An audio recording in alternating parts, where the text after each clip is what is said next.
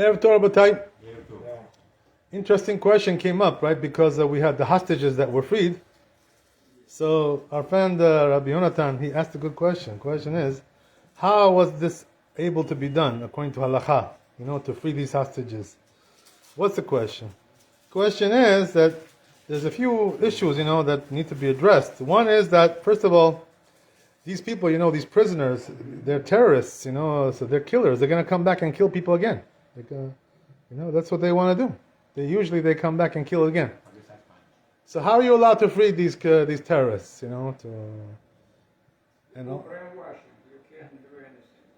So, okay, okay. So yeah, you're right. Okay. So that's number one. Number two, another question is, how can they freed 2,000 prisoners, terrorists. How can you free 2,000 for 20 hostages? Very big, right? Very big difference. 100 times, right? I'm sorry? Last time it was 1,000 for one. Right, exactly. So, we're talking about a ratio of 20 to 1. Okay? 10 to 1. 10 to 1, right? 10 to 1. That's not fair, because it says in the Mishnah. 100 to 1.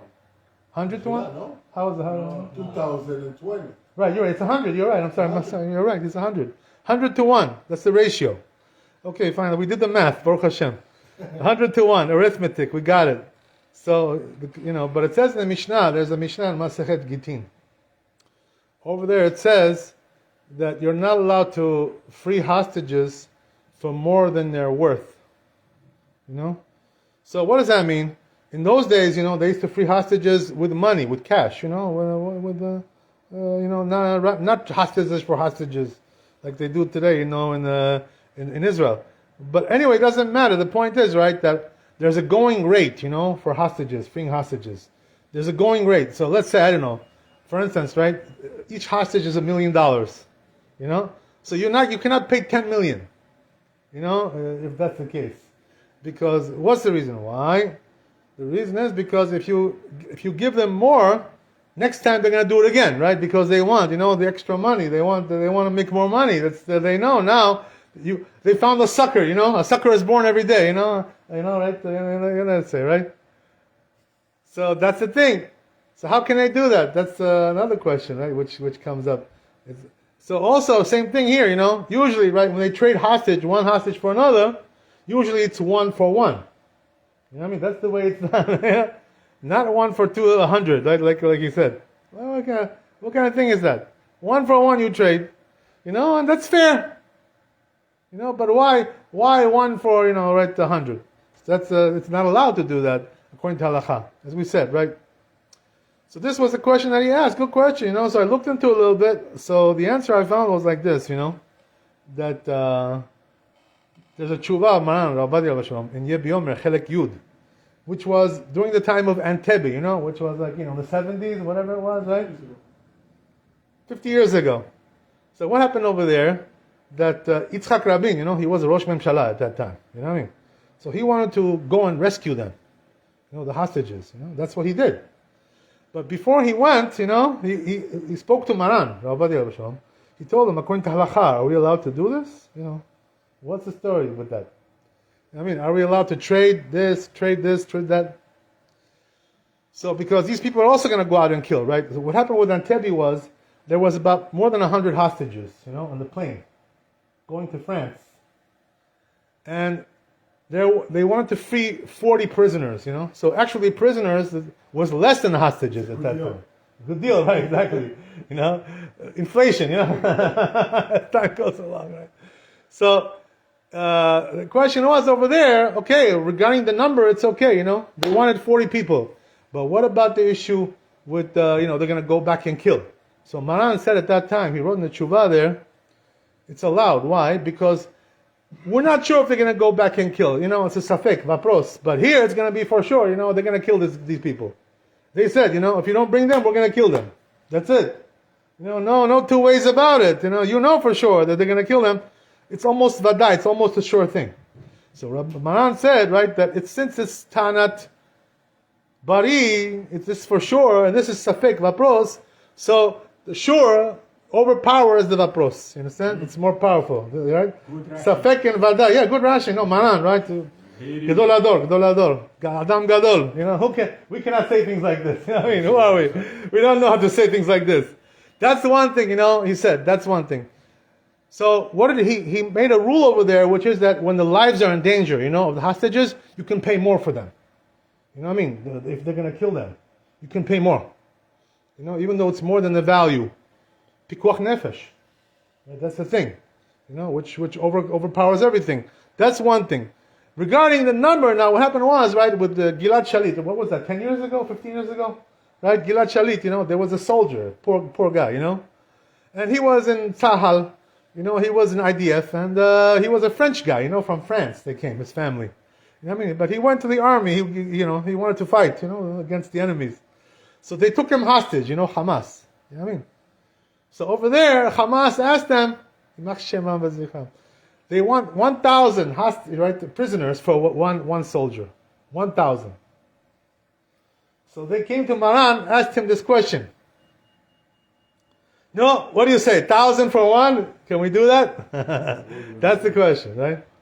So the answer was, Maran was nice idea, beautiful idea, Only Adam Gadol can say things like this, right? So what did he say? He said, because these terrorists, they take a lot of hostages. They always want to take hostages. They always try and take hostages. So he says it's not going to increase their motivation because their motivation is already high as it is. You know what I mean? So they're not going to want to do more or less because of the money. It's not issue of the money or more people. They're always trying to take hostages because this is their game. This is the game that they play. It's their profession. You know what I mean? It's their mitzvah. This is what they do for a living. You understand? So it's not a matter of increasing or decreasing. No, it's the same. They always want to take hostages. So Maran said, in the case like this, where there's no extra motivation, there's no lack of motivation, let's put it this way, right? So then he said, right, you're allowed to trade. So that's what they did. They traded, also there. Who paskin this? Also Maran. Right? They went to Rabbi Eliashiv, by the way, this question. Who was the other posek, from the Ashkenazim, right? The other big posek. Rabbi Eliashiv. They asked him the same question. They said, no, what do you say? So you know what he told them, right? He says, no comment. I don't want to answer you. He didn't want to give him any answer. So here also, right? Since this rabbi says nothing, and this rabbi says something, we go with this rabbi, he's sure, Bari Bashima, right? Also here, Safek and Vadai. So that's the thing, so we went according to Maran, and that's what they did. So this is the reason why now, it's the same thing over here as well, as you said, right? 1 to 100. We freed them, like this, to get them back. Because their lives were in danger, These people were going to kill them. They already killed most of them. You know what I mean? There was only a few left. You know what I mean? Only 20 left. So what do you think? They're not going to kill them? They're going to kill them. They're going to do something to them. They already almost killed them as it is, right? So that's the thing. So therefore, this is the reason why. But I want to tell you one more thing, before we stop. The truth is, that this, whole thing happened 2 years ago. Remember, we were here in Shul. It was Simchat Torah, So the rabbi came and told me. He said, oh, what happened in Israel? You know what happened over there? This and this and that. So I wasn't sure exactly what happened over there. I wasn't exactly sure. I didn't know what happened. It was Simchat Torah. I don't know. I don't have radio. I don't have telephone. I don't know what's going on. So, but the thing is like this, that after we found out what happened over there, what did we find out, right? That, this party that they had over there in the south, this was very bad what they did. On Simchat Torah, on Shabbat, they're, driving, and doing Avodah Zarah over there, some Avodah Zarah, and also some, some Giloy Arayot, very, very bad party, And this is what caused the Arabs, to come and attack us because of the sin. They saw the Jews are sinning. Look at that. Look what they do with Simchat Torah. Instead of dancing with the Torah, they're dancing with Avodah Zarah. Shem Yirachem. What kind of thing is this, So truth is, that we have to rebuke, when Jews do things like this. We have to tell them, don't do this. Don't do these kinds of things. We have to rebuke them. Hochiach tochiach. What does it say, hochiach tochiach? It says that, it says twice the word hochiach tochiach. You have to rebuke your fellow Jew if he's doing a sin. You have to stop him. Try to stop him. Says the Chazal. Why does it say twice? Ocheach tochiach. Even 100 times you have to tell him. 100 times. Rebuke him. Not just once or twice. Machloket in the Gemara over there, right? Until when do you have to rebuke your fellow Jew when he's doing a sin? So one opinion says until he curses you,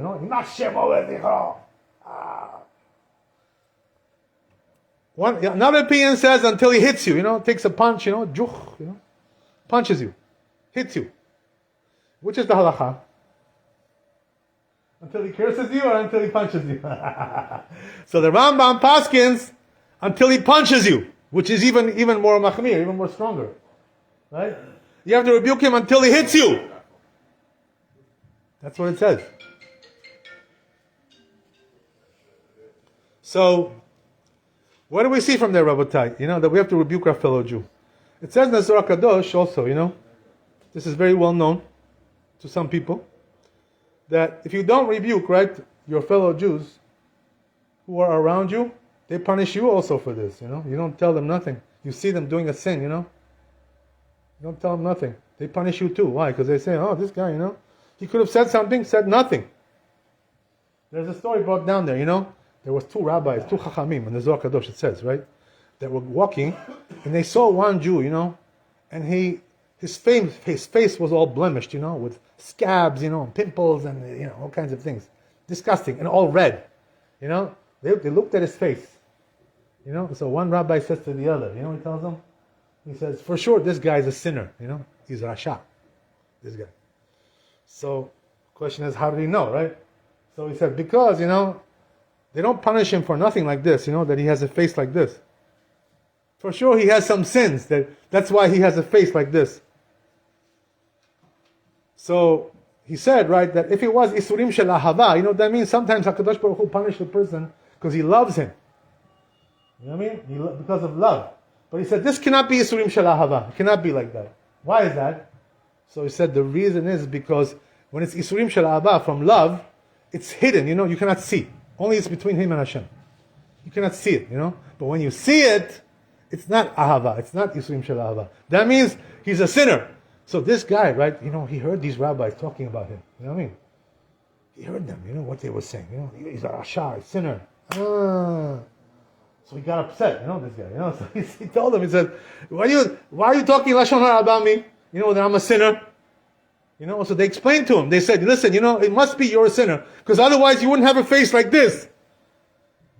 You did some kind of a sin. We know for sure. Don't say nothing. We know. This is the rule. So this guy was shocked, was shocked. So they asked him. They said, tell us now, the truth. What sin did you do? You must have something. Tell us what you did. So you know what he said? Listen to this. He says, you rabbis are right. I have to admit to you. It's true. I have a sin that I did. I wasn't thinking about it, but now I remember. So what was the sin? So he told him, he says, I'm like a, darshan, I darshan, Torah. Give shiurim, lectures, right? I give Ben Torah, he knows Torah. Right? Whatever. So he says, I live around people who are not religious, and when they do a sin, I don't rebuke them. I don't tell them to do nothing. He says, that's the sin that I have, because I don't rebuke them. I don't tell them the truth about what they're doing. I just leave them alone, I say, they're not going to listen to me.